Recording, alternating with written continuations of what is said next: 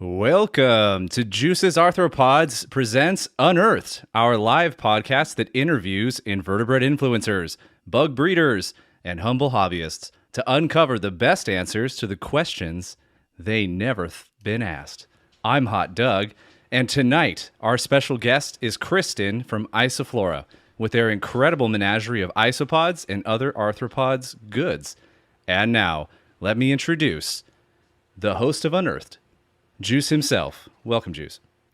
Thank you, Hot Doug. Thank you, everybody. Welcome, Kristen. We have an incredible show for you guys tonight. We're talking to Kristen of Isoflora Isopods, and if you have tuned in to Unearthed before, the whole point is for it to really dig in there and unearth the questions that you, the viewers, ultimately wanted to find out from your absolute favorite people on Instagram, YouTube, Facebook, or wherever anybody who's famous can be found. So I want to kick it back at the Hot Doug, and I'm looking very much forward to this interview today. All right. Thank you all for joining us on the live streams. We're here on Instagram and YouTube. Feel free to start sending us questions as we interview Kristen. We'd love to have any and all audience participation. So go ahead and shoot your questions to us as you think of them, and we'll weave them into the show. It's my honor to introduce to you all Kristen of Isoflora Isopods. Welcome to the show. Hi. Thank you for having me. Thank you for coming. How was the commute here? It was treacherous. It was real difficult. Had to go up a few flights of stairs, and then that was it. Yep, absolutely. Well, we have a lot of questions. I know a lot of people, when I was originally talking to like who should we talk to, your name came up a lot, and I've worked with really? you. Absolutely, yeah. And I've worked with you before, so I really want to know, like, maybe just take a couple minutes and explain like who you are, what you do, and ultimately like what is your company best known for? Okay, so my name is Kristen.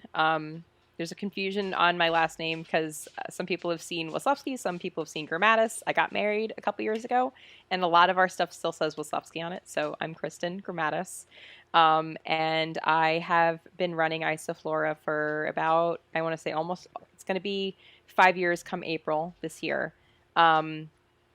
Basically about me is that I had started on this kind of like strange journey, opening up this business, not really thinking it would end up being a business. I had an Argentinian black and white tegu who I no longer have him. He actually passed away at the age of 11 years and 4 months, and the veterinarian did say it was unfortunately from just his body failing and him getting older. But when he was younger, we were trying to encourage him to like have a healthier diet because they are omnivorous, mm-hmm. and they are supposed to eat more than just the turkey meat that he would want to gobble up all the time. Right. And for the longest time, we had him in the very beginning. 13 years ago, not a lot was really known about them yet. So yeah. We made a lot of mistakes in the beginning where we caved and we only gave him turkey meat. We gave him a few vegetables here and there. We tried to sneak it in the meat once in a while, and we gave him cockroaches and, crickets when he was a baby. And it led to him having a few issues where he had impactions and stuff, and he wasn't shedding very well because we weren't adding enough fish to his diet. Mm. And I got very lucky with an amazing veterinarian who was apparently very aware of the bioactive world. And He was like, listen, he's like, for all the issues you're having, he's like, one, obviously you have to get him on a more varied diet that will help him a lot. But you also should look into bioactive, because if you give him an environment that allows him enrichment, he can move around more. It's going to help him shed easier. It's going to, he's going to feel more confident to accept more food typically when they're more comfortable. Right. And when I was looking into bioactive then, it was just like, we're talking, this is maybe like 6-7 years ago when I had first started. I was trying to find anybody who had, dwarf whites, powder blues, powder oranges. You couldn't really find anybody. Like, yeah. People had them online, but like it was just too expensive to be enough to fit and fill his 8-foot enclosure. Like, this is going to cost me a lot of enclosure. Money. Yeah, exactly. So they need a very big space. And I found a local guy, and he sold dwarf whites for like way too much, like maybe like 4 times what I charge them for now. Right. But I bought a bunch, and I was like, let me just breed these on my own, and then I'll have enough for him to have the bioactive.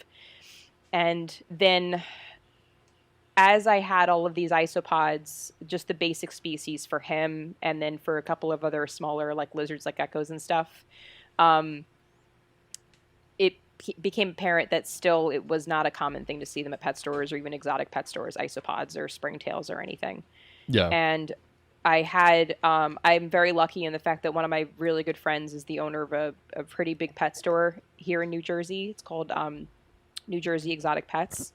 That's in Lodi, New Jersey. They're a pretty big pet store. They have a really phenomenal display. Like, they have exotic things from like, the craziest cool looking like white lip snakes to like all different kind of crested geckos, because they work with plenty of breeders in the area who have very interesting array of them. And then like they've got they also have like toucans and skunks. Like, they've got everything. Toucans? Yeah. I didn't know you can have Toucans. those. You can have them if you live in the That's right awesome. state. You can get the permit for it. So Oh, nice. I know this is kind of feels like it's drawing off a lot, but I promise I'm going somewhere with this. So like that store being one of the biggest ones in New Jersey, I got very lucky that when bioactives started to become a thing, like kind of like during, like right before COVID, and people were coming in and asking them like, hey, do you have isopods? Do you have this? And they're like, no, like we don't even know where to get that. Like, our main suppliers for superworms and crickets and cockroaches don't offer that stuff. Right. And then, it kind of came to the point where my friend was like, would you be willing to like box your isopods up and help it, like have us sell them at the store? And then that was it. Like, I started selling at that store, and then I realized that, I'm like, oh, I can keep doing this. Like, this is comfortable for me. Like, I have no problem offering these to pet stores locally. And then before I knew it, I figured out how to sell online, how to ship safely. It was a lot of trial and error to figure out all the right best practices, but that's how it all started, was a pet store that gave me a chance and kind of pushed me. So I have my friend Megan over at NJ Exotics to thank for the big push. But ever since then, like, I developed the LLC pretty fast, and I've just had, the business since, and that was all established in 2021. But I would say what sets us apart from basically other isopod breeders, not that there aren't other breeders that have good communication, but I would say our communication. One thing that we receive praise for when we complete an order or we ship to somebody is that they're like, I have never had somebody be so on top of like the weather in our area, like when to ship right, like whether or not like we shouldn't do this. And like, I've even had people who were like, I'm so sorry, but like, is there any way you could refund me? I changed my mind on my order. I'm like, oh yeah, you've been refunded already. Like, the moment I got your email, you were refunded. Like, it's just like, it's just nice. Ease of conversation and just trying to make people feel comfortable, because getting into isopods is pretty overwhelming for a lot of people. And I think you nailed it on two things. I want to go back. Well, first I want to address that. In communication and customer service, you are incredible at. And I want to also give you props for that. I do agree with you. I think a lot of people, for some reason, from like the way that people used to do things in like a store, like customer service became like this talking point for like every Hallmark movie of like, customer service. But then like the people that are the most successful in the industry from an e-commerce perspective, the reason they're successful is because of communication and customer service. Like, that's all you have to do. And I've talked to, I can't tell you how many different vendors I bought things from, but it's a lot. And there are some that you're like, dude, you shouldn't be in business. Like, you should have given up back in 1992. It's like, do you like people? Yeah. Okay, it's like, I get it. A lot of people in this world suck, but like, you have to kind of like, or have faith in some people in this world. Like, if you don't like people at all, then like, don't do this, I wanted to go back to, and it sucks so bad because I feel like a lot of reptiles back in the day, like I used to have a green iguana back in like 1992. Wasn't mine, it was my dad's. But what I noticed is that like a lot of people when they got these bigger reptiles, back in the day, like there was no information. And then once Google and all of these, the internet came around, there became almost too much information. And so I 100% understand, like, I can't tell you the sheer number of like incorrect invertebrate information I've seen on the internet. So completely understand. When I first got into this business as well, I think we talked about it a little bit before the show. Like I started into Isopods, and there was like, the information was so bad. Like it would tell you like, this is where they're from. Okay, cool. Now how do I keep it alive? Like it was like a big question mark. It's just the icon of a guy shrugging next to the answer. Yeah. And the guy's like, I don't give a shit how you do it. Just keep it alive. Otherwise you're going to pay me more money. Like that was kind of the way they do things. So, well, hey, we really appreciate that you are out there. I want to talk about this for 1 second, but I don't want to do it yet. I want to talk about some of your, the way that your website is designed. We'll kick that over later on, but It's my baby. there's some things about your website that I'm like, this is amazing. I love this. Thank you. Where can people find and follow you? And then the second part is, what is your favorite social media and why? Okay, so the best way to really find and follow us is Instagram. It's the most common one we use. I know there's so much debate on whether or not that's kind of floating and surviving against TikTok, but I'm like, not a fan of TikTok. We have the TikTok. Terrible. You'll find us on there. But like we barely post on it, and I'm trying to be better about it.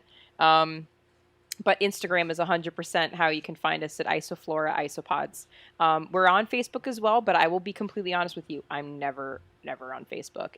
If you do message us on Facebook, there are automated replies that I did set up that will tell you this is not monitored. We're not typically on here. Please email us here. Shoot me a text. Like we have a business cell phone. You can just shoot us a text and ask us questions at any time. It's not my personal cell. It is strictly for business. So if you have a random question at 3 a.m, you can shoot us a text. I might be awake because I'm kind of an insomniac these days. So, so another way to reach us is I could just give the number. It's 201-834-6024. We get texts all the time, and I love the questions that we get through there. And also our email, to reach us is just info@iso-flora, FLORA.com. So you can really reach us a myriad of ways. It's hard to not get in touch with us, actually, which is why, we're able to say like, oh, communication's pretty easy with us. There's no way you can't get in touch with us. Yeah. But Instagram's my favorite. Okay, so Instagram, I've reached you numerous times. Like you're very easy to get a hold of there. I did not remember that phone number. I'm so sorry. Luckily, we record all of these. It's all good. Because I have not Dora the Explorer, Dory. There we go. I have Dory Syndrome. I'm like, I just have a map, guys. Okay, now you obviously you sell isopods, but now we're getting into like the really great questions. You don't have, you can tell me whatever you want, but realistically, what's your favorite invertebrate? I would probably, I don't know, like I want to say it's You can pick multiples. It's an it doesn't have to be one. octopus, really. I've owned one. And they are such clever, miraculous, impressive, beautiful creatures. Like, holy cow. Like, the one we had was one of those that I don't understand how I was able to even own this, was that the colors it changed into was so, like, I could sit there for hours.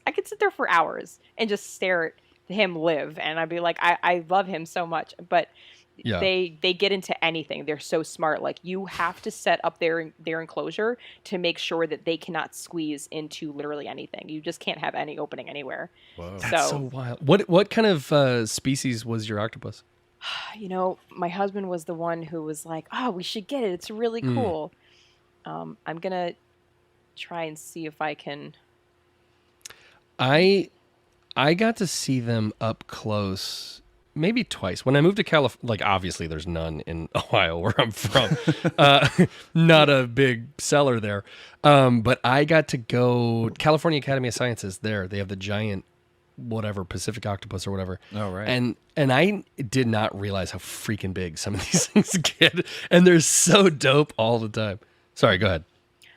I think it might have been like a pygmy type of octopus because we knew it wasn't going to get very big, and okay. It lived for a while. It lived for a while, but that's definitely my favorite, just because I had the experience of seeing how intelligent and beautiful they are. But oh my god, that's awesome. Yeah, I've always wanted one, and I know my wife would like one, but I think she would probably veto that very quickly if I wanted to get one. Just because my look into breeding them. Yeah, don't I'd start me me down. all of them. It's not going to work.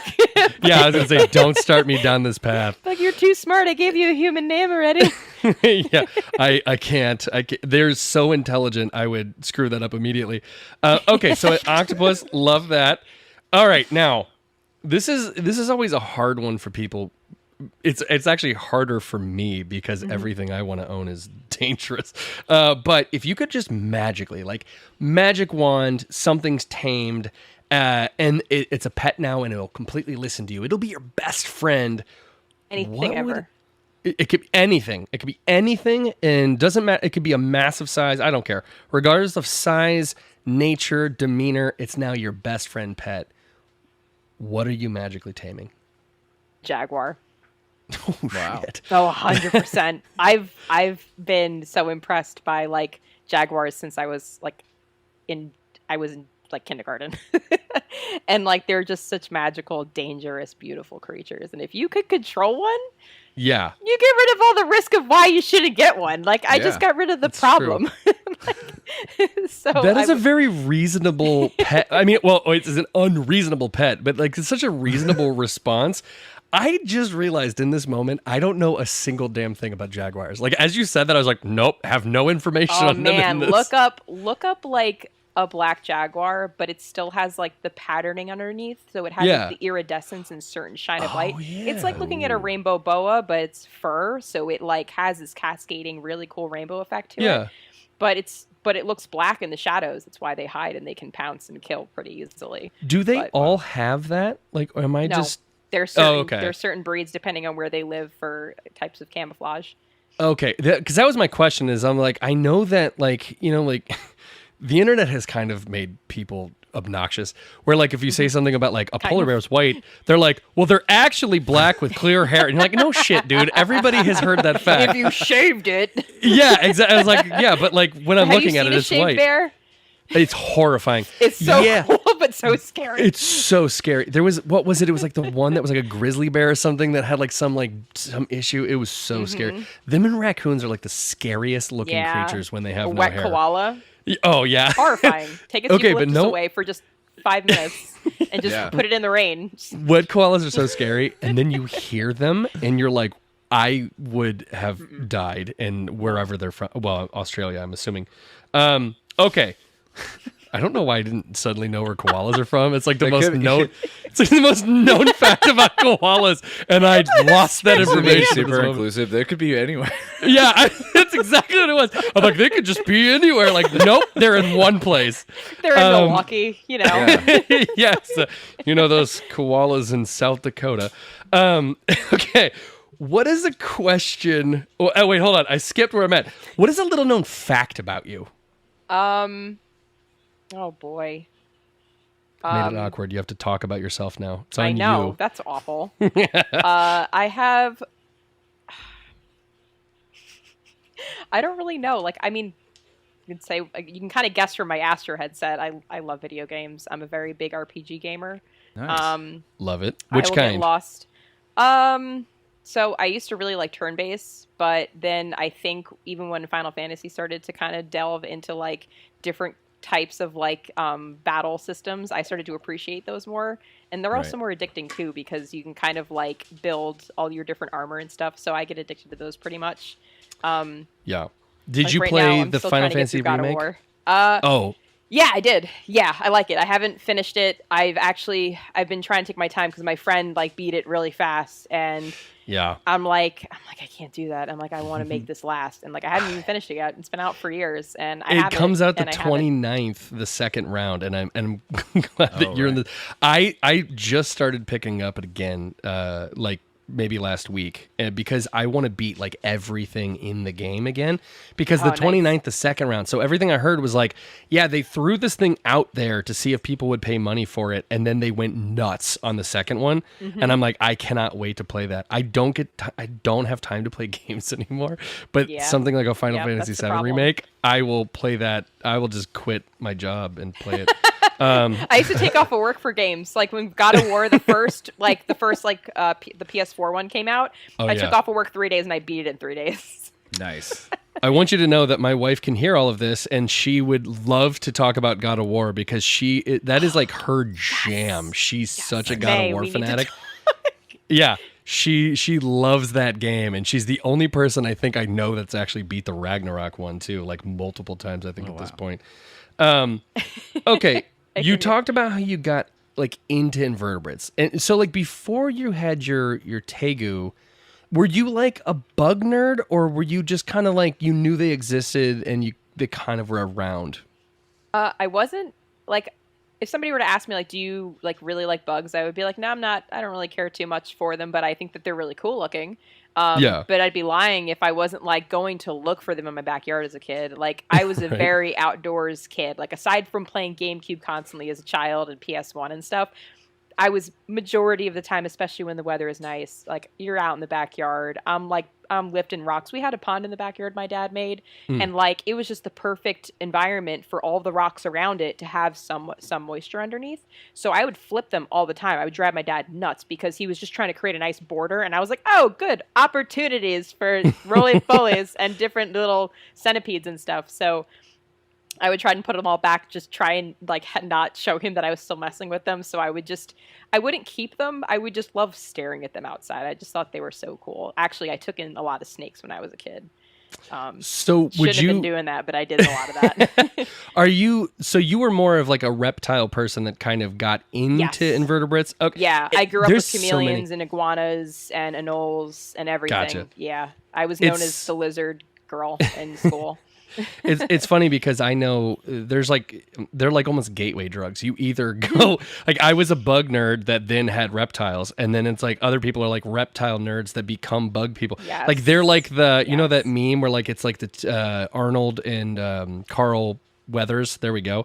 How they have like the handshake and then it's just like the Venn diagram. The very it's like strong, those, yeah, it's like those two. It's always so funny because like if you get really into bugs, you will on a long enough timeline own a snake or a reptile of some sort, and vice versa. You're like, I really love this Tegu. What about a tarantula? Like, and it's so funny because that's exactly what happened. We got that Argentine Tegu. We have, oh my god, I think our Mexican red knee outlived our Tegu. I just realized this. We got the Mexican red knee, I think, like the same week as we got the Tegu, because we were still researching about a Tegu because they had one, a full-grown adult one, at the pet store, and we saw him just chilling there, just all chunky, all happy on the floor, and all these little kids picking their boogers and running around with lollipops in their hands, or just walking up to him, smacking him on the head, like, hi lizard, and he didn't care, and he didn't move, and I'm like, that's the lizard I want. He is cool. So chill. While we were waiting for an opportunity, because they didn't sell them there, he was just a show pet. They didn't have a breeder on hand to sell the babies. So I waited until the Hamburg Reptile Expo in Pennsylvania to get to our Tegu. Yeah. But while we were waiting, we were like, well, we were young, like we were maybe like 20, 21. We're like, we really want to get something right now, though. And my friend's like, have you ever seen a Mexican red knee? And this is before they were like, more expensive. This was $25 we got her for. Wow. And obviously it's a her because she's now like 14 years old. Like 13 years old. Yeah. I don't think really long time, right? Yeah. Yeah. Mm-hmm. I was just going to say, I think that tarantulas are kind of like cats, and that people that are kind of like on the fence about them shouldn't get them. Because they don't realize like how long that they actually can live. Like I know so many people that'll be like, well, I really want a female tarantula. And I'm like, do you know how long 20 years is? Like sometimes 25. Yeah, exactly. Right. Like, some of them, like the females can live like, 10, 15, depending on species. But like, especially like the more Mexican species, they will live 25. Like there's some trapdoor spiders that are like 30 years. And I'm like, dude, you are investing a lot of your life in this pet. Like just because it's $25 does not mean that it's not going to come with a whole lot of responsibility, right? Yeah. What is a question that you always wish somebody would ask you, but they just never do? Man. I guess what would be kind of maybe a simple one. I can't even think of that. We put you on the spot. Yeah. Let me see. A question that I wish somebody would ask me.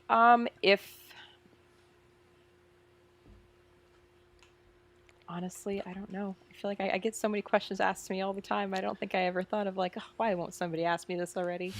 I don't know. Maybe related to care or anything like. Oh yeah. Yeah, actually, I guess when it comes to feeding colonies of thousands of isopods, like I never really get asked like, how do you feed all these guys? And like fairly. Yeah, like so when we started, we were in a 1-bedroom apartment. We started right out of where we were living, and it was difficult to feed everybody because everyone was up on us. I had basically a shelving system that scaled all the way up the wall, all the way to the top from the floor.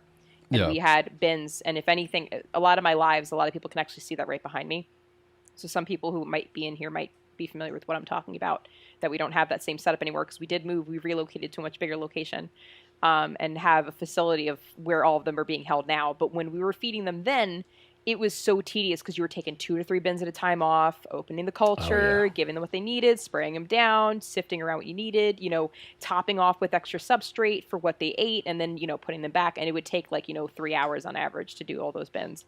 Now it takes me 45 minutes because the way we have them set up is all along like 3 really long shelves, and I literally just slide them all forward, rip all the tops off. Like I run down like an assembly line really fast, and I'm just like spraying each of them because now I'm comfortable with how much each one needs depending on the species, and I'm just like carrot, okay, and like you're getting like Repashy, you're getting calcium, you're getting whatever, and it's like it takes me no time at all now to do this. But like I guess it's one question because I never really got to discuss like how I handle feeding such a wild amount of ice.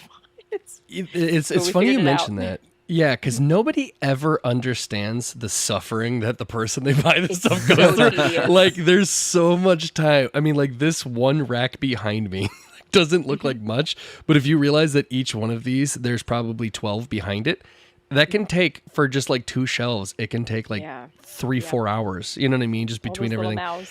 Exactly. Now, I do have a question for you that because you've already talked about the fact that you have all these different bins and you open all these different bins. Let's talk about the elephant in the room, which is fruit flies.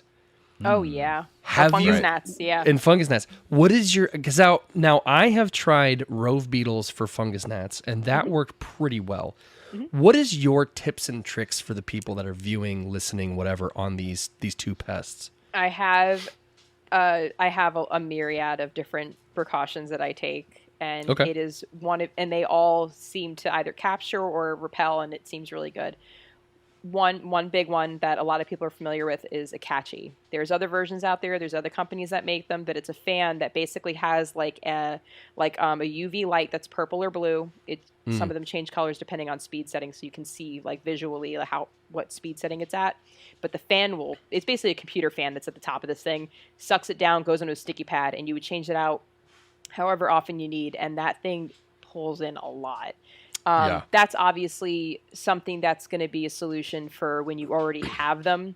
Another solution is the plug-in ones that are the same thing. They have the same kind of purple UV light or whatever, and that goes into the wall. You could leave those plugged in too to kind of capture them. Another thing is a lot of people see like this may make sense for a lot of people, but there's the yellow sheets, the sticky traps that are double-sided adhesive. And they usually advertise them for like houseplants, and they come with like a little pick in the ground with like a little butterfly like holder, like a little clip, and it has like a little design to hold them. So what I do is I throw all the butterfly clips away, and I actually cut with this slicer behind me actually.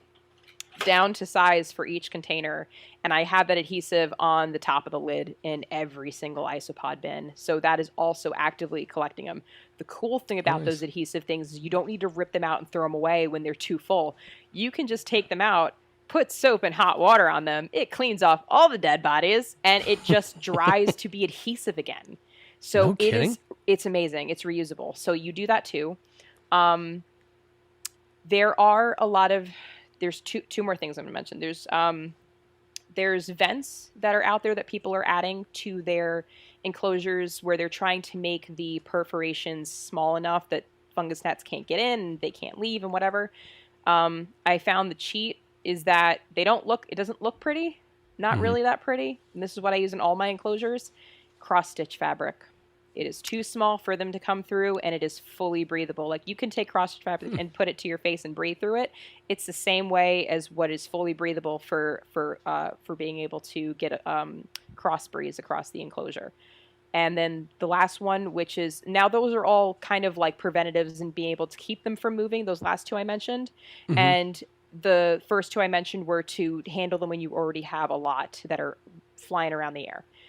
Yeah. The biggest step you will ever take in preventing them from starting in the first place is a combination of two things. You're going to monitor how much you're watering.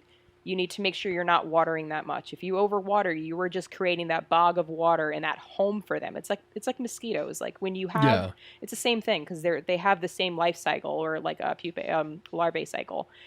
When there is a body of water outside in your backyard, they tell you to try and dry those up or try to make sure you fill them in, because it's just going to be a breeding ground for mosquitoes.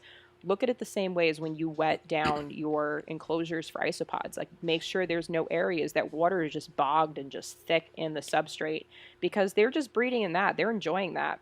Yeah. If you lessen it, then you'll be fine. You won't have as many that'll breed in there at all. Another big thing that you're going to do with that substrate is you're going to go and get mosquito bits. These little bits you would dissolve into water. And what a lot of people do is they take cheesecloth and they put the mosquito bits in there. And basically what this will do is it'll start to, it'll basically melt into the water enough. You can put it in a spray bottle, you could just pour it, or whatever you have to do to the substrate to treat it. But if you every once in a while spray that substrate, that's naturally going after the babies. It's not going to kill the adults. So like when you spray it, you're not going to start seeing the adults fall left and right or anything. So it is about the life cycle process, about 2 weeks, where you have to wait for it to stop the cycle of the babies surviving in the soil, and then eventually you'll see the adults aren't appearing anymore. So spraying your enclosures with the mosquito bits mixed with water, and the best part is that they will not harm your isopods. They will not harm your springtails. They have nothing to do with what they will be prone to. So, how does it even work? Because that's crazy to me. Because I know a lot of, I mean, you may or may not know that. I just realized, I'm like, you're a chemist, right? You understand how this. But it's wild to me because I know a lot of poisons that are out there are designed to desiccate. They're very borax heavy. So why doesn't it affect the isopods? For some reason, so isopods don't have a larvae state. Or like they don't have the same type of life cycle that a fungus gnat or a mosquito would, where they have a very delicate little exoskeleton and it's surviving on the moisture around it to survive. So it's pulling in moisture to grow into its next cycle.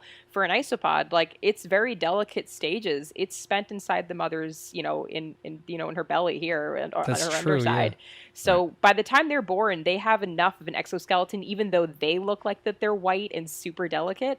They're not prone to being, to taking in that whatever that toxic, stuff is to mosquitoes. It's not going to affect them the same. You bring up a really good point that I get a lot of questions all of the time, which is great, and I love answering those questions. But I noticed that a lot of people don't understand just how hardy like arthropods are in general. Oh yeah. And isopods are one of those things that like certain species, when you have P526 permits, one of the things you have to do is you have to like freeze the soil and all of that thing. The initial permit asks for that.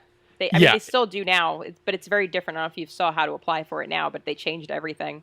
I have to do it again this year, and I'm already annoyed. I got it I'll last be doing year. that with you. Yeah, exactly.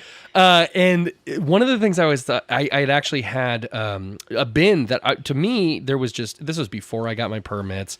I'm new to the hobby. I had powder blues, and you can kind of imagine where the story is going. I go back out of my garage like 3 months later. There's no water, nothing. I've done nothing to this bin, and there is a thriving colony of powder blues. And I'm like, dude, and like I've had that with a roach. It was actually in the bin. So it was Madagascar hissing cockroach in the center, powder blues surrounding it. And I'm like, how the hell did all of you survive? Like 3 months, 95 degrees summer. Yeah. And people You're surviving off that cockroach's poop, I'll tell you that right now. Exactly. And that thing's eating They're just whatever in crap. heaven. They're like, you gave us food for life. They're living off of that one, and he's eating everything else in the bin. And I remember just being like, this is incredible. And I will have people that would be like, well, I just got this thing, and I'm really worried because it hasn't eaten yet. And I'm like, you got it yesterday. Calm down. Like, they don't need to eat, you know? So it's just always funny to me, like, once you get into the hobby, you start to realize, like, isopods in particular are crazy hardy. And I don't think a lot of people realize, like, if they're dying off, like, you've done something horribly wrong. Like, for the most temperature part. is the only thing that really faces to be a threat to them, or no ventilation whatsoever. Which is absolutely crazy to me that, like, you, like, I know people are like, I had a total die off. I'm like, what the hell was the temperature in your house? And they're like, oh, I put a heat mat on the bottom of the tank. And I'm like, well, there you go. That's exactly how that happened. Yeah. What is, maybe you covered it a little bit, but like, what is an arthropod myth that every time you hear it just kind of makes your skin crawl a little bit? It doesn't really make my skin crawl, but like, I think it's just, I don't know. Like, I mean, I guess the one that does kind of bother me, but I also don't want to defend them because we were talking about mosquitoes before, that a lot of people believe they transmit HIV. They can't. Do they think that? They cannot do that. Yes, they can. Yes, they have blood in them, and yes, they're going to be sucking your blood with that. They probably also use the same, sucker on somebody else, but it cannot transmit. Diseases don't transfer that way. But I guess one that doesn't bother me, but one myth that I do hear very often that I've heard since I was very little, because I was raised to believe this, is that if you were stung by a bee, that they will die right after. The only ones that will die are the worker honeybees. Those are the only ones that absolutely need that stinger to survive. And when it pulls out too much of them, and that's what kills them. Not the stinger. It's because it's literally pulling out part of their exoskeleton inside of them. I don't think people realize, too, with that, that they don't have that with everything else but us. Like, I think people think, like, oh, bees, they just attack whatever and they die immediately. Like, no, they have no problem stinging the shit out of everything else. It's you. You're the problem in this equation. Your skin and how it's folded. That's the issue. I remember thinking that as a kid. I learned that. Do you guys have mud dauber hornets in Jersey by chance?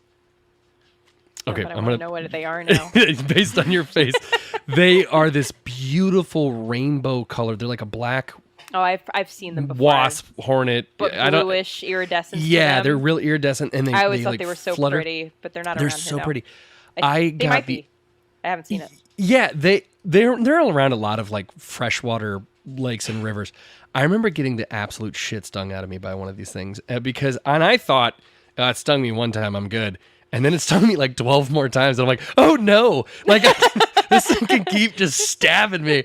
And I didn't, when you're younger, you don't understand that. And I know a lot of grown adults to this day that will like get stung by like a yellow jacket, for instance. And they're like, I'm going to go find the yellow jacket that caused this. And it's like, why?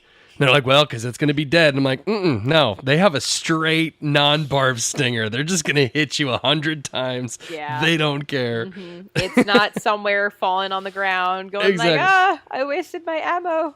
I know. And it's waiting for you to come back for it. Exactly. It's like it's going to sting you 15 more times. I always loved that, like, people who are like, I'm not trying to make fun of people in their 50s, but like 50 and up, they have like the craziest old wives' tale. Where I'm like, did you guys not have scientists back in your day? Like nobody to study this stuff. They'll just tell you stuff like, yeah. I used to be like, yeah, the female mosquito is the only one that actually does that. And they're like, that's not true. I'm like, yes, it is, Mom. Yeah, I'm calling you out.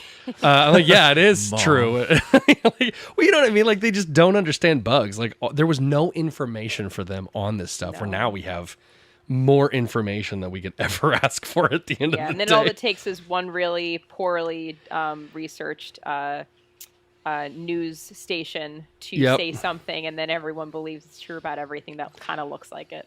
Exactly. Like the snake that sizes up the little girl in bed to eat them. Yeah. Everyone know, and I swear it was funny that I'm sure you guys know who M. Zodic is, but she had actually posted something recently about it, how it was like one of her like pain points where she's just like, this is the dumbest thing. And like I actually commented on it and I said, like, listen, like I have a feeling it's kind of like a Mandela effect, because for some reason nobody ever wants to say, oh, I heard that story on the news years ago where a snake was sizing up the girl and it was getting ready to eat her.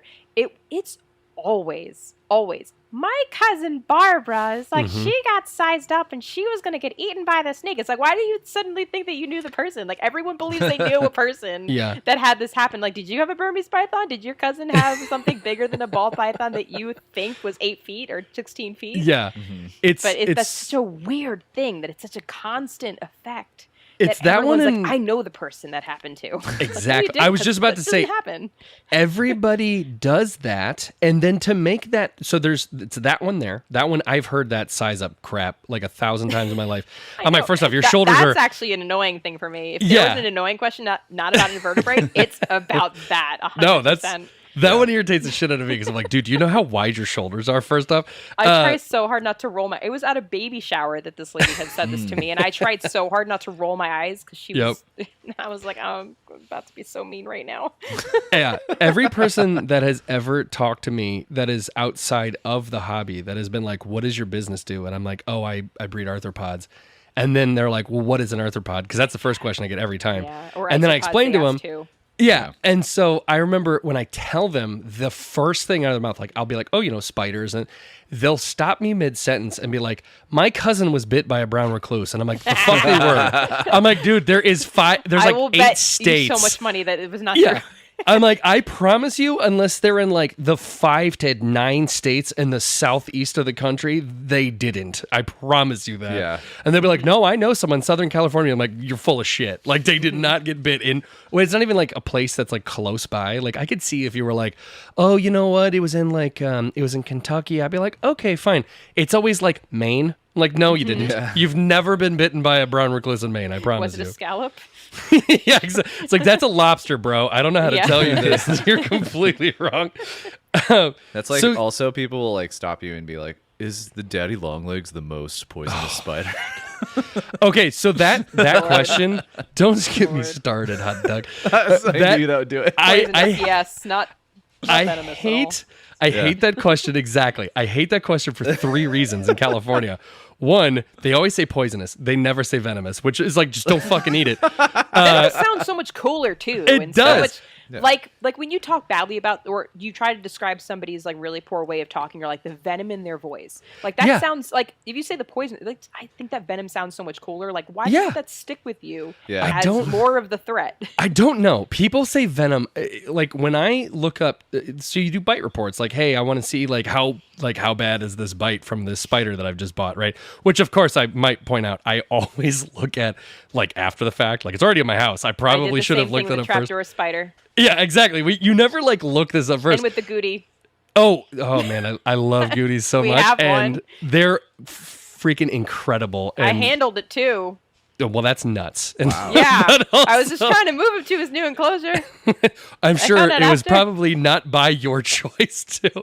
So we will always get people that will first ask, like, did you? They don't ask. They just state. They'll just be like, "Did you know that the daddy longlegs is the most poisonous spider?" And you're like, "Shut up!" And then you always get annoyed because it's poisonous, not venomous. That bothers me first. And the second, I'm like, "What fucking scientific article did you get this from?" And the part that bothers me the most is then I come to California. Daddy longlegs everywhere else in the country they're a pilionos. They're not even a spider.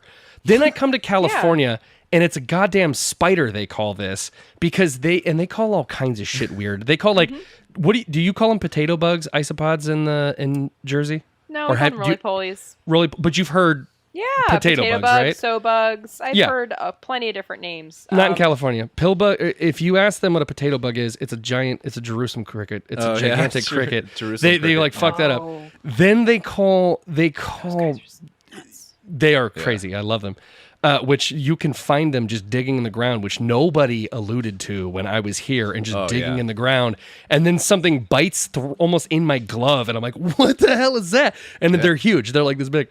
Yeah, and then they call daddy longlegs. It's just cellar spiders, but for some reason they call them daddy longlegs here, and it drives me crazy. So I'm like, not only are you wrong 3 ways, I hate every way that they put it all of the time. But enough about that. I could rant for literally 40 minutes, and Hot Dog did that just to set me up. Yep. So you're around arthropods a lot, around isopods. You have a tarantula. What is like one bug / arthropod that you're just like, nope? Like you have a goody, so like it's the most venomous tarantula, right? But like, what is one that you're like, I can't. I've got a really surprising and I'm even sad about it. Okay. I have a natural phobia to praying mantises. And really? I think that they're so beautiful, especially the orchid mantises. I think, and the white ones, they're so gorgeous. If you put one in front of me, and like I am not aware, and I learned this because my mom did this to me when I was a kid. She picked one up, and she loves praying mantises. She thinks they're so cool, and I agree. Like it's weird. There's one section of my brain that will tell you right now they are so cool. I love them. Yeah. You put one on my shoulder like my mom did when I was a kid. That thing's going flying across the yard, but I'm screaming at the top of my lungs, and my heart rate goes up. I nearly pass out. Like I start freaking out. I can't beat. And like I honestly think it's because I appreciate their beauty, like their wings and their backside, their whole like how they look and like all together, right. Especially when they're on flowers and plants blending in. When you look at them up close and you look at that face, that's a little too smart for me. They're a little too smart looking. It kind of scares me. It's like there's a little alien in there, and I think he knows a little bit too much. And I'm like, I'm aware that if he had the chance, he'd go at me. If it makes you feel any better, they're actually really stupid. And I'm telling you, somebody that has owned them, they're really dumb. It's all an illusion. Like everything you think so about funny. A Bug's Life lied to me. He was he was the wisest of all of them. They always do that. So just a fun fact about mantids, they will always go up. No matter what you do, so like you can always predict where they're going because they're always constantly like trying to go up at me, and I'm like, they'll give you baby hands, which is kind of cute, but then they will always climb up. And like once you know that, you're like, bro, you are just you. They have no thinky parts. Like they have no concept. Like maybe that's gonna help the other side of my brain that has the fear. Yeah, they're really dumb. They're the only one that I scream. They also definitely afraid. Aside from the really big ones, don't get me wrong, like there's some that could really hurt, and I've had them like try to eat me. So they're dumb enough too that they like don't understand that your fingers are attached to you, like you're a giant mountain to them. But sometimes they'll just attack your fingers because they're stupid. But like the small ones, like a ghost mantis or like or orchid mantis, they couldn't even hurt you if they tried. But there are some like the Chinese mantis, like the really big ones. Those the ones that like everyone will be like, did you know they eat hummingbirds? Like, yes, we are all on the internet, please, at the same time, all collectively, we've seen it. But like those actually can hurt. Like I've had I always call it the stromboli. That's not what it's called. It's got I don't remember the scientific name. It's just a green mantis, nice and like pink hues. And this thing got me one time. It caught me with its like foresights or whatever the hell they call them. And they're like really jagged. And it got me, and that sucked by itself. And then it proceeded to try to chew into my finger. Oh, no. And they just have crushing plates for a mouth. So it's not like sharp. It just hurts a lot. And you're just like, son of a bitch. So yeah, but if it makes you feel any better. All right, never mind. We went right back to a fear. Yeah, you can be scared of those. I would say if it's like 5 inches and above, they will hurt. Anything besides that, they're so stupid that like you just don't stand, like just walk away. Like they're not really honestly also too is like I don't think I've really been around many of them. Most of the photos that I appreciate online are also online. I'm also not really seeing them up in person to get used to them again. We actually did have a little egg of them that we bought off of like the same catalog you would get when you were in kindergarten or in grade school, where they'd be like, oh, do you want to buy like like monarch butterflies and like Mhm. watch them hatch in like this mesh thing we're gonna give you. And like I saw the other one. It's like, do you want to have like 250 praying mantises? And I was like, that's cool, Mom. And that's how I found out that I'm terrified when they get older, because we had them all over our backyard when I was a kid, and my every God. year they would get bigger and bigger. So that's when I realized I was scared of them. It's everybody who had a kid that I would say, like, if you're between the age of like 35 to like 40, every kid at one point their parents got them an ooth from praying mantises. And every I'm kid I've 33, talked to, close on point. yeah, and like every kid or everybody I've talked to that was like, I'm like, how'd that go? Every one of them is like, oh, they gave me a critter keeper in this thing, and then all of the mantis babies escaped into my room. Like that happened to me. Thank God. No, they were Everybody, pretty smart about how they gave it to us. They gave it to us, but it was in something like a flightless fruit fly culture. So like you had the mesh that wouldn't let them leave, but you got to see them all like hatch, and it was. I can't believe how many are in an ooth. Oh, it's so many. It's so many. And what they said. Yeah. I don't remember which one we got, but I remember them escaping into my room and having like 1,000. It was like probably like 300, but it was a lot when I was a kid. And I remember it being like, I have 300 tiny little aliens all in my, because they got those. Not to sidetrack for just 1 second. You know the reason why they look so smart? They're like one of the very few insects that have a movable head. They're like only so many of them can do this. That's why you have the illusion of them being intelligent, is because one, their compound eyes have like a dot in the middle, right? So they look like pupils to you, and because they can do this, your brain is so silly that it's just like, well, that's basically a person, and so that's why you think that's all it takes. Yeah, because if anything else, like ants have a neck, but you don't give a shit because they can't do this. They can they can turn their head side to side and they can kind of like twist it, but they can't do this, and that's all it takes to confuse a human being. That's my TED Talk. That's it. Horrifying. Derek, I know we got some topics. We do. Or do we want to get to questions first? Do we want to take some questions? We would be happy to take questions. At the moment, we don't have any. Oh, no. That's okay. I think we're answering them all. We're just... Oh, perfect. You know what I mean? Unless I am going to ask the audience, please feel free to ask any questions that you might have of our esteemed guest, Kristen, or Juice, or me, although I don't have much to tell you. But while we're doing that, we can go to Hot Doug's topic of the week, I think is what we'll call this. Love it. No notes. All right, so I have, Kristen, to ask you a hypothetical. Have you ever played the game Pokemon as a gamer? Yes, absolutely. Okay. First 3 generations. Full Fantastic. If you could turn any invertebrate into a Pokemon, which would you choose, and what would you name it? So, it's funny you say this because like my husband and I were actually talking about this the other day. Perfect. Awesome. We were talking about how like there's so many Pokemon out there, and some of them have ridiculously stupid names now that I don't even feel like they're Pokemon names. Yeah. But then again, if you look at the ones that we got used to, our other people probably thought they were wild too. And the one weird thing is that like it would be such an ability to have a Pokemon that had a parasitic kind of tactic to it. And there isn't really one. There's Parasect, but Parasect in itself does not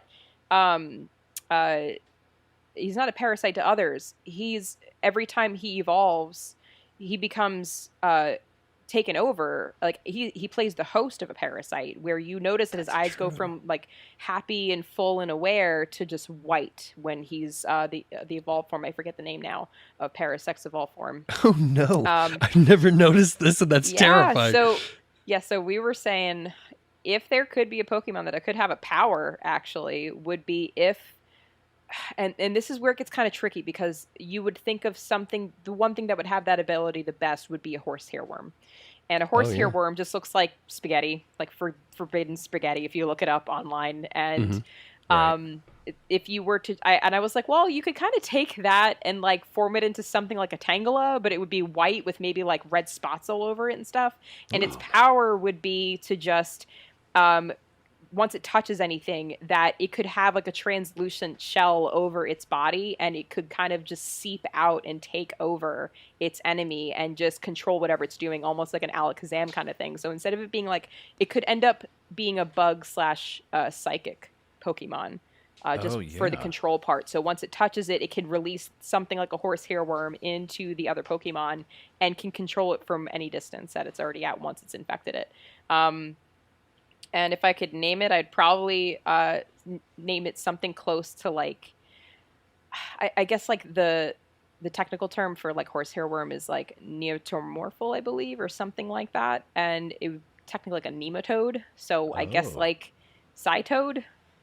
I like that. I like it. I like that a lot. Yeah, so I guess that would be the one that I'm surprised that they don't have anything like that. And maybe they do. I haven't looked at all these later generations. Like I said, I focused on the first 3 generations. Yeah. And I looked up to see, like we were looking up avidly to see if there was a Parasite-like Pokemon. And I was shocked to see Parasect come up. I'm like, the first gen? Really? Yeah. Yeah, that is a really good point. That there is not a single... I mean, we're going to have the Pokemon community come after us, just so you know. We are. Oh, 100%. Be like, nope. Correction. 5th and 6th generation. There's 3. There's actually, they had songs and dances about it. We had birthday parties. You guys missed everything. I made the mistake of one time telling somebody that like I would always play Pokemon as a bug catcher and I would just try to beat the game that way. And they're like, all it takes is fire and you're done. And I'm like, or I'll just carry a lot of potions on me. That's all I got to do. Like, I don't know if you know this. You can heal your Pokemon, bro. Just play more tactfully. Got this macho little Caterpie that we never let evolve. And he's just like, I'm going to kill him a choke.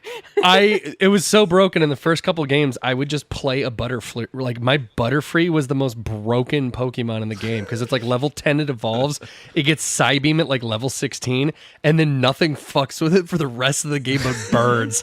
Like, good luck, bro. Like, I got a whole bunch of people. And my favorite thing is I would have like 4 bug Pokemon, and I have 2 that the whole point of them was it would be like a Geodude or some shit that had like an infinite amount of HP, and and I would never play them. It would just be, oh yeah, this is my cast like potions or revives on people Pokemon, and that's all they did was like, yeah, I just brought back that Psybeam wielding freaking Butterfree for you. Good luck. Hope you can enjoy that punch, asshole. It was great. I just thought of something. Did Tangela ever get an evolution? I don't know. I think Tangela was one of the ones that never really got an evolution, unless they made like a mega version. But I think you're right. What if I just came up with its cool evolution? Like, instead of it having normal weird little red boots or whatever it's got, like it becomes like high heels that are glass and they're sharp and they start dagging everybody. Like, that would be so cool. I think according to Bulbapedia, there's only one additional evolution, and it's called Tangrowth. Oh, they did make one. They added later one? on, though, right? Yeah. Okay. You remember Red and Blue? Yeah, it wasn't. It was in much. It wasn't in the original 3. You're right. Yeah, because I remember you didn't get a Tangela until like way late in the game, and then like by that point you're like, bro, I got my original 5. Is that how many you play? No, 10. However many 6, it is. I think? Clearly, I'm an avid fan. 6. I think it's 6. I think it's 6. I think you're right at 6. I would have my original 6. And then, like, I might, like, replace 1 later on. But that was it. Like, it was just like, this is my team, and I'm dying on this bridge. And that was just how I did everything in life playing Pokemon. It was just like, what's the first dope 6 that I get? All right, cool. That's all I'm doing. I'm never changing. The rest are going in the box.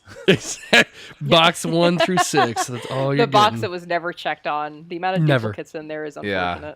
You know, when you were talking about parasites, you reminded me of this story I heard recently. Are either of you familiar with jewel wasps? I'm not. Are they the wasps that make the honey that has all different kind of colors and it looks like pretty jewels? No, they're the ones that, honey. They're the ones that Definitely turn not a wasp. cockroaches into zombies. Oh, yeah. I had never heard of that before, and I recently came across a story that was telling me about how they have some kind of, is it a venom or something? They have some kind of neurotoxic venom that can not only paralyze, but like control the brain of the roach to turn them basically into like human incubators for more wasps. And all of the babies like eat off the interior of the roach until they're old enough to just explode out of them and kill it. So it just is like able to like keep a roach alive for super long time as a zombie. What? There's one of them that it's similar, except it will actually like make the zombified host protect the nymphs of the larval stage, and it'll like literally control them. So they'll like, this caterpillar will just like do this and like knock anything that's trying to attack it. It will protect them with their corpse body, because it's not alive. Like, it's definitely dead. It's like alive by definition only at that point, but it will like thrash violently, and it's because of this parrot. It's like the larva or something inside of it. I can't remember. It's so jacked. Yeah, I'm like, this niche that you filled in this, why? Well, yeah, did that evolve? in the wasp's case, it actually does. They say it keeps the cockroach alive because they then use it as food. And once it's like injected with like the larvas of the wasps, they're eating the inside of the cockroach as it's alive. Oh man! If you ever want to if you ever want to get really sad, look up mites and how they reproduce at some point. Oh no. It's not great. The moms do not want to be moms. I'm gonna ask my husband first, because he, ironically, me having this business with isopods, my husband used to work in pest control, so I have to ask what he knows about the mites breeding. Yeah, I'm sure he knows. Oh, yeah, some of them are bad. Did we have any questions? We do. Monica asks, what is your favorite kind of isopod? Favorite kind? Oh, hands down, Porcellio weirneri. Oh. If you have never seen them before, give them a quick search right now. It's Porcellio is Porcellio. Weirneri is Werneri. They are the flattest isopod you can get, and they are so cool looking. They're just so pretty. I don't know. There's something about them. They're a black and white isopod. There's no crazy. Yeah, they get big. Their nickname is called a Greek shield. That's so dope. Because they just have this shape to them. It looks like a shield, and it's so cool because like they have this like really like sticky way to their legs where like they grip on like anything really easily, but like they'll realize when you're trying to pick one up or trying to get it out of the enclosure, they will flatten to the ground, and it is impressive that their body can do that. The other reason that they're my favorite, aside from looks, is because they only give birth once a year. And it's typically around like wintertime, so actually around like summertime.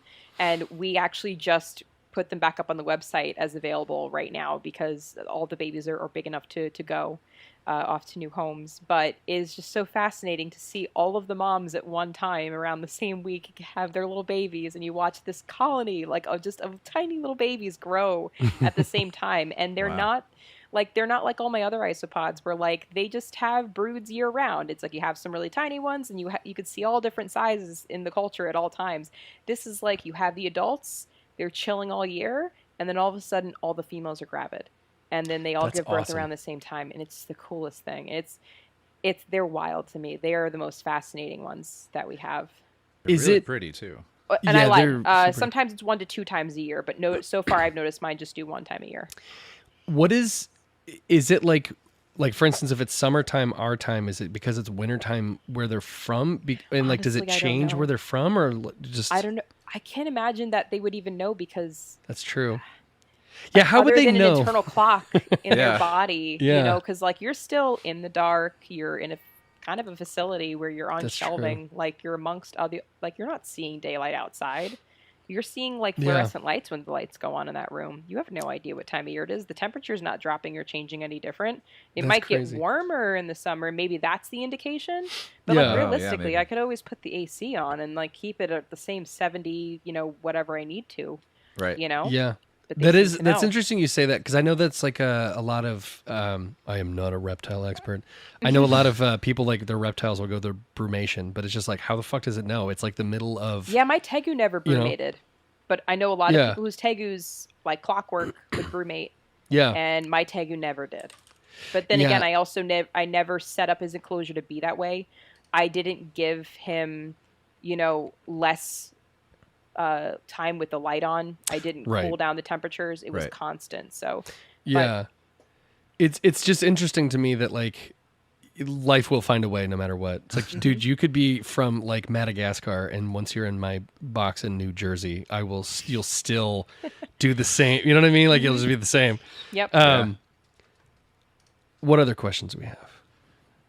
Tell us a bit, Kristen, about what's selling well on your site. What product do you want to move?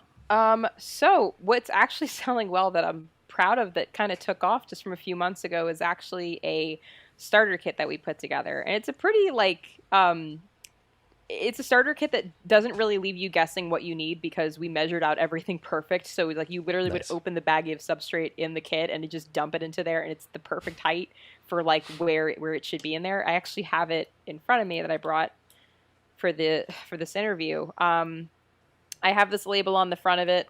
Most people, when they get them, that's not going to have this design on here because most people are going to take it off anyway because you want to be able to see around it. This is how it looks on my pet stores. So if like you go to like one of the pet stores that carry Isoflora, like you'll see the kits will have this label on the front. And they're easy to peel off anyway too. We made sure it was that way, so it's okay. So the kits basically come with pre-measured substrate of our ABG mix. And that's this substrate here. So it's perfectly measured out. So you open this, you dump the whole thing in there. There's no like guessing, is it too much, is it too little? It's exact for what it needs to be in here. These enclosures are only so big, so I only do the ABG mix. We do have bigger versions of this kit that are like double and triple and quadruple the size of this bin here. Oh, wow. Those sizes are also available on the website. I don't have photos up, which I definitely need to get those up because those are deeper to the point where you can have an extra layer of what I prefer to have also in there, an extra layer of organic topsoil that's not just the ABG mix, and then a layer of pellets that are unscented or unflavored for smoking. You use those on the very bottom, and that actually keeps the water from bogging in the substrate for those bigger enclosures. These you don't have to worry about as much as long as you make sure you don't spray too much. So this has a very simplistic setup, but the bigger setups have more layers to them that come also pre-measured. Each one comes with a little packet of live oak leaf litter. It actually comes with way more than you need because obviously they're going to eat it, so you can keep adding as you go. It comes with a live patch of either sheet or of mood moss. This is sheet moss that comes with it as well. So it's hydrated just enough so that way if you hydrate it more, you'll have a full patch. And then it also comes with one of 3 that can be chosen on the website of one of the Advanced Isopod Nutrition that's by Vivariums in the Mist. I'm a big fan of these guys' food. It lasts years on the shelf and isopods go nuts after this stuff. So I have 3 different flavors here that we include with the kits. We have more flavors available on the website, but for the kits we have iso greens, which is freeze-dried green peas, iso meal, which as you can guess is the mealworms, and then iso pollen, which is the most popular one people pick. It's bee pollen. It's a no-brainer and it's extremely healthy for isopods. So you get a choice of one of the 3 with the enclosure itself. Now, the only thing I'm not really a big fan of how we had to do something about this enclosure is that you can see that the perforations go pretty low. You want that substrate to be about here. So what we did was we actually did tape off from the inside. So obviously you don't want the adhesive facing inward for the isopods to touch. Right. But facing outward, we put a clear tape, and you can see it with the shine that I'm doing right now on the camera. Yeah. That you could see that clear tape. But realistically, if you look at it, fast, you don't notice it.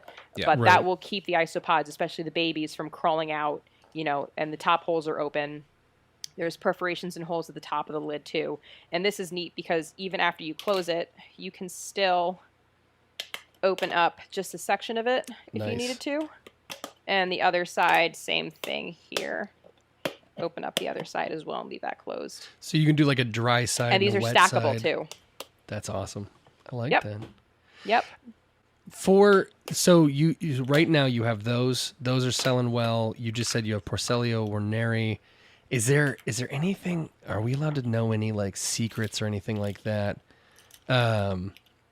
Is there any like secrets that are coming down the way that we should know about, or you want to announce now? You don't have to. I don't think I really have any secrets. I'm pretty open about any projects that we have in the future. We have a monthly newsletter that if you sign up for it, I promise we don't bombard people in their emails. We send maybe like at most 3 emails a month, just kind of promoting like, hey, this is our list of back in stock. These are our new species we have coming out. Or like announcing things like this, like this interview coming up. Nice. Or expos we're going to be at. We have those too. But we do a monthly newsletter on the 1st of every month. It drops, and it basically is just a really quick breakdown of like what's to be expected for the month, any new changes that happened, any new promotions, big sales that are coming on.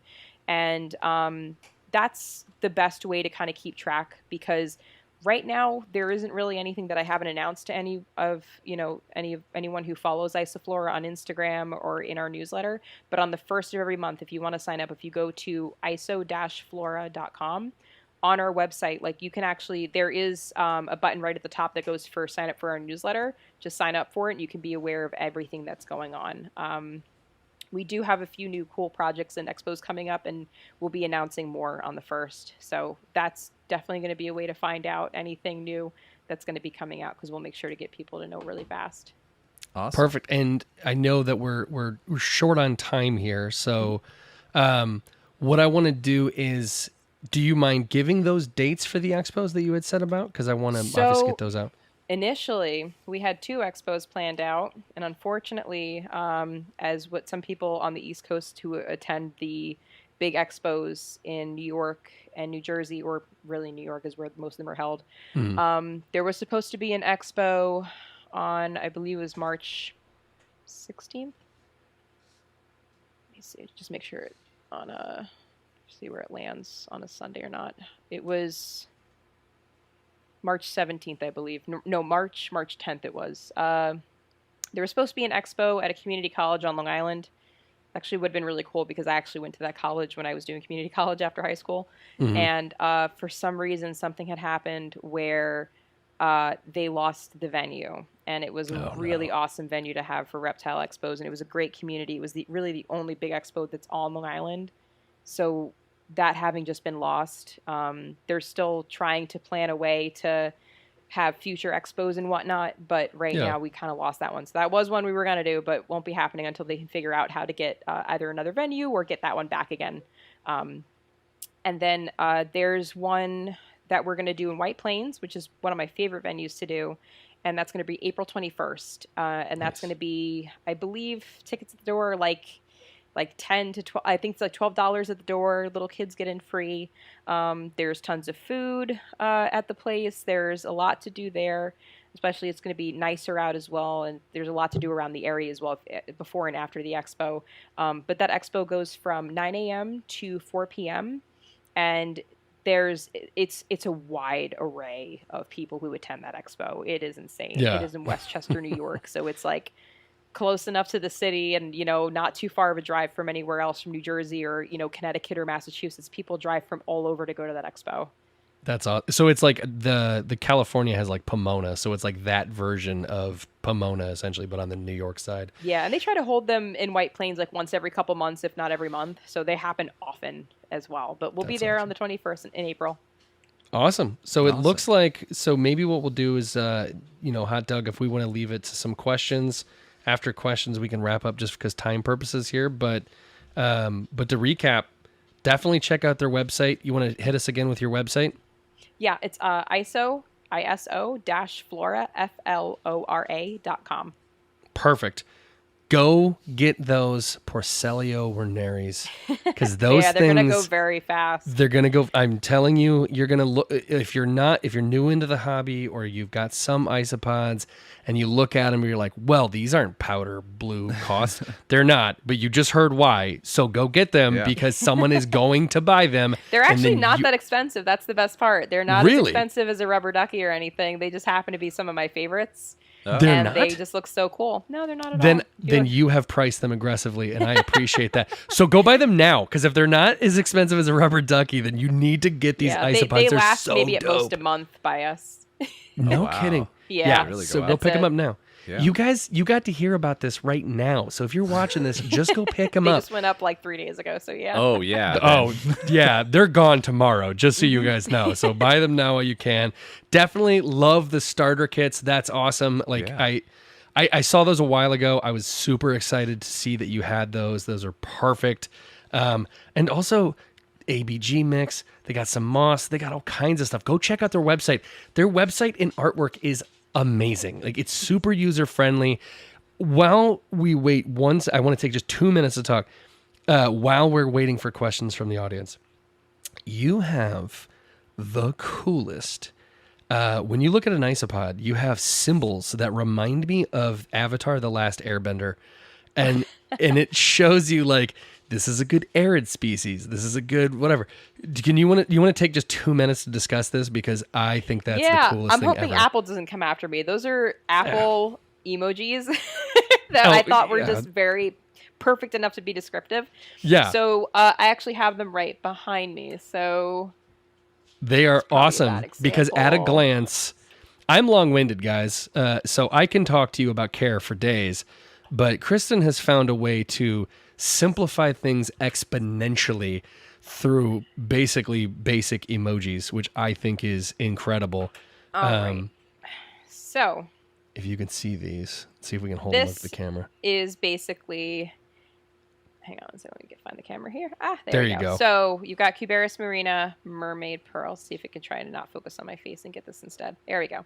So you can see you have tropical, temperate, arid. Anybody who has an Apple iPhone recognizes these symbols. Hopefully they won't come after me. But basically it's highlighting in color what these guys are comfortable in. Cubaris marina, by the way, is a species that is so underrated. But then again, like I think people are still learning what they are, and people hear Cubaris and they're like, oh, those are the expensive ones. They're like rubber duckies. They're like, cappuccino. They're like the really pricey ones I can't get. Cubaris marina are kind of pricey, like a little bit, not so much anymore. Their prices are coming down fast because they're realizing that they are just as easy to breed as powder oranges and powder blues. Yep. They breed so fast and they are so pretty. And as you can tell in this photo, like they come in like the craziest little colors. You have like gray, you've got white, you've got the anemone that's also like an orange kind of like purple kind of color. And like it's like, as it shows on here, like they're perfect in tropical, temperate, and arid, all three of them. It's hard to kill these guys. They breed fast and they are so hardy. So this is a good tell, like this is on every container when we ship out. So if you're purchasing mermaid pearls, this is the label you're going to see on that container, and it's going to tell you these are the different conditions it's comfortable in. If you go ahead and get something like Cubaris species, like cappuccino, you've got that they're comfortable in tropical and temperate, but the arid is dulled out, so you can see that they don't do really good in arid at all. Greek shield. This is one of our really rare ones where, and you actually I can show you what a Greek shield looks like, how flat it is. But the idea is that most species, almost basically all of my labels say that they're comfortable and temperate. Porcellio werneri are comfortable just like the giant Porcellio species, like the Hoffman Segi and stuff. Like they need arid. They do not want high moisture. They'll basically die from failed molts because of their rough backs or their rough textured backs. And this was our way of making it easy for people who were purchasing a new species to be like, oh man, what is the care like on these things? Like, what should I do? And it's like, we also have a breakdown on our website of all of these. So like you don't have to purchase it to get this information. Like we have each of these species on a, I believe that the name of the page that I have on there is Isopod Selection Guide. And you can look down and see all of the different species and what the recommendations are for the amount of humidity that they require to be comfortable and live a long life and breed healthily. And then we have another page that is, choosing your isopods, and it's literally a color-coded guide on a chart that breaks down like, is it safe, is it recommended for as a feeder, is it recommended as a cleaner, is it meant to just be a pet like a rubber ducky? Do you not want to make this a cleaner? Even though there are some people out there who just for views, they will build a beautiful bioactive and go like, I'm making a bioactive for like my tokay gecko and I'm going to put in rubber duckies, and everyone's like, wow, you're rich. Yeah, we got like, Elon Musk over here. So like, but it's also like on recommendation, like what would you not really want to put to have eaten? And then there's like a selection of like, what would you not put with like soft-bodied pets like frogs? Like you wouldn't put Porcellio or like dairy cows with frogs because they're probably going to try and nibble on them. Yeah, they'll beat them up. Which is a little scary thing to find out if you don't know. But we try our best, aside from having communication with our customers from the beginning to the end on how to care or how the shipping is going to be and what the perfect way we can get your isopods to you will be. or the most ideal way we can get it to you safely, is that our website is so beginner friendly. Like, we try our best to make it so people are more comfortable and not overwhelmed, because even when bioactives started to become big, people were overwhelmed with the 5 or so species that they weren't sure which to go with at the store. And it's like, now there's so many species that I'm still learning and keeping up with, and I'm like, I can even get overwhelmed sometimes. So as long as I'm trying to break down to a digestible amount on how to care for them on our website, it helps people feel a little more comfortable that they're not taking a giant risk where they're paying for the shipping. You know, our shipping's not that expensive. It's like $15 cheapest. Right. And that's for, like, you know, the ground shipping, especially when it's times of year like this, when it's getting perfect out and you don't have to worry about overnight shipping. Right.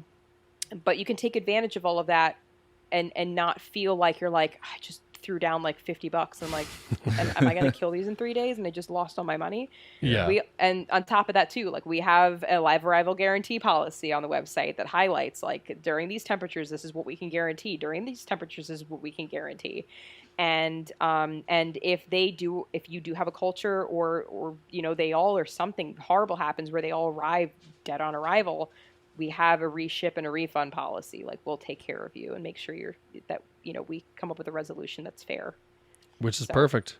And Yeah. lots of information, and Hot Dog, just for the sake of time, because I have a hard cap at 6:30 because my dog is an epileptic who needs to get her pill.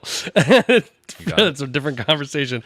Do we want to take one question? We got maybe 2-3 minutes, and then we got to part ways with the audience here. All right, I will grab one question here. Do you currently keep any reptiles, Kristen? Yes, I did have Torque. That was my black and white Argentine Tegu, but he did pass away, like, right before New Year's. And the other reptile that I still do have is my zebra carpet python, and she is my 7-foot girl and the sweetest puppy of a snake I've ever had in my life. And she's the only the only reptile that I really have now. Wow. And I think we're going to keep it that way for a while because we are expecting in September. So the kid's going to take a lot of focus. So for now, it's a snake. Congratulations. Congrats. Thank you. We'll let the That's kid awesome. decide what they want when they get older. And, you know, he or Perfect. she decides, you know, if she wants her first bearded dragon or something. Of course. It's going to be like a boa constrictor or something, you know, like kids always want like something that you're like, bro, do you know how big this kid's? The kid's going to get sized up. Yeah, exactly. I know. They're going to get sized up. Yeah, what are you going to do? What are you going to do? Yeah. Kristen, it has been absolutely incredible having you. I'm so glad that you were able to be. You were number 2 guest, so we thank you so much. Right after Slightly Venomous. And Right I after love Slightly her. Venomous. I think she's great. She was, by Incredible. the way, that was an awesome listen to. Like, I actually listened to it while we were moving out of the apartment. And moving to the house while we were painting all of our crazy green colors on the apartment off the walls with primer. Oh. We actually had that podcast playing on our speaker, and it was really entertaining for me and my husband. Well, I'm so glad we were able to entertain you. I mean, if we can entertain you through painting, that's the most tedious task I think I could think of. You helped get us through it. That and a lot of Joe Rogan experience podcasts. Yeah, that's what I got into this for. I want to make it easy for people to paint. Mission accomplished. Absolutely. Kristen, thank you so much. We appreciate you. This is awesome. You want to tell everyone where they can find you, follow you, all of those things? Yeah. So on Instagram is Isoflora Isopods. It's the same thing with TikTok, even though I'm not really on there. I promise I'm gonna figure it out. I'm not that old, I promise. You don't have to. It's fine. We let it die. On Facebook, we're Isoflora Isopods. And again, like, we have a phone number that's open. It's strictly a work line, and we are open to text all the time. And that number is 201-834-6024. Perfect. Go follow her for sure. Go buy the porcelain. I can't stress enough, guys. Those will be gone by tomorrow for sure. Hot Doug, where can people find and follow you? Oh, well, people can find me at Hot Doug on Instagram. That's primarily the only place you can find me. Or here on Unearthed, our podcast that we do every month or so, which is syndicated to everywhere. I think Amazon, Apple Podcasts, Google, all the podcasting universes. You can join us, find us there. Speaking of Unearthed, next month, March 30th, you should join us because we're going to have Zach of Midwest Mantids. Unless you're afraid of him, don't. I mean, maybe you should join. I'm familiar with them. You should definitely join. And so I should. I'll be in the chat box asking questions to help me with my fear. I'll be there. Perfect. So join us on March 30th at 5 p.m. Pacific time for that one. And other than that, Kristen, thank you so much for your time. This is really fun. Absolutely. Thank you so much again for having me. Absolutely. All right, everyone. We appreciate it. Thank you, audience, and everyone for the questions. I'm going to play us out with the Arthropod song. Perfect. In case you haven't heard it, it's a song that I wrote with my wife for the Arthropod cages that we sell over at juicesarthropods.com. Check them out if you're interested, and we'll see you on the internet. Later.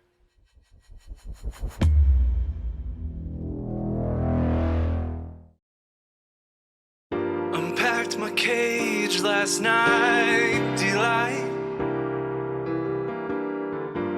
$20 from ATM. Man, I'm glad I hit buy on the sweet bug pen.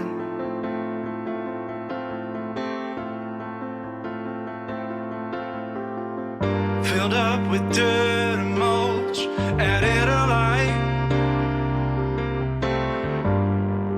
Not running out of space. Oh, such a priceless find.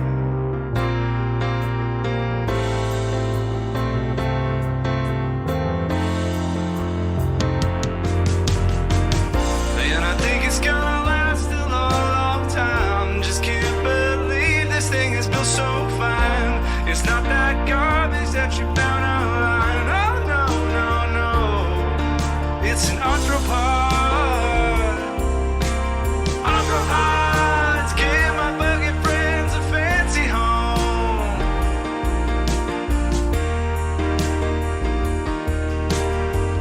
And I think it's gonna last a long time. Just can't believe the cage is built so fine.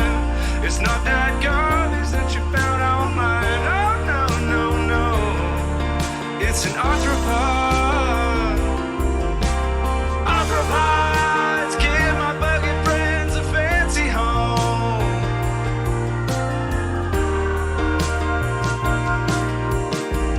Jaws ain't the kind of place to raise a pits. In fact, it's dumb as hell. 'Cause there's nowhere there to raise them. If you did,